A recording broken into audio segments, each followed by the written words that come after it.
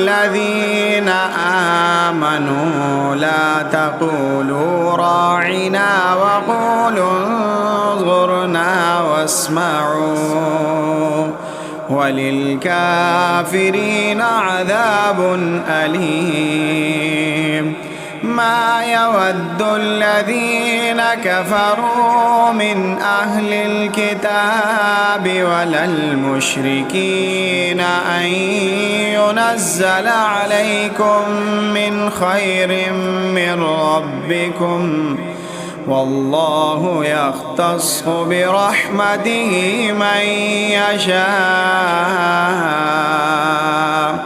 والله ذو الفضل العظيم.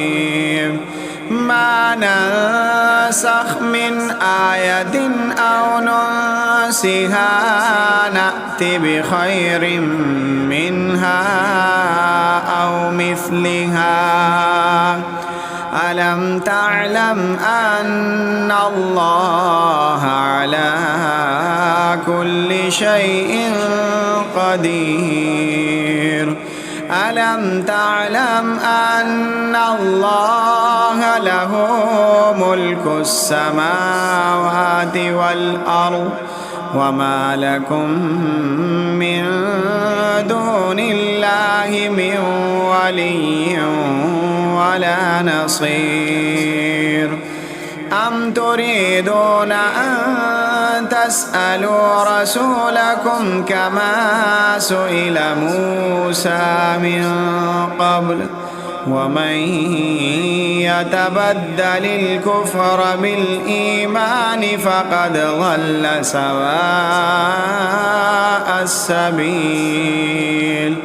ود كثير من أهل الكتاب لو يردونكم من بعد إيمانكم كفارا حسدا من عند أنفسهم من بعد ما تبين لهم الحق فاعفوا واصفحوا حتى يأتي الله بأمره إن الله على كل شيء قدير. وأقيموا الصلاة وآتوا الزكاة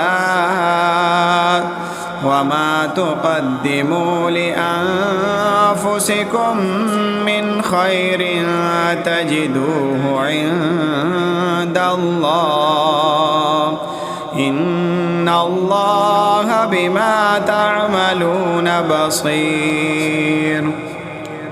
وقالوا لن يدخل الجنة إلا من كان هودا أو نصارى تلك أمانيهم قل هاتوا برهانكم إن كنتم صادقين. بلى من أسلم وجهه لله وهو محسن فله أجره عند ربه ولا خوف عليهم ولا هم يحزنون.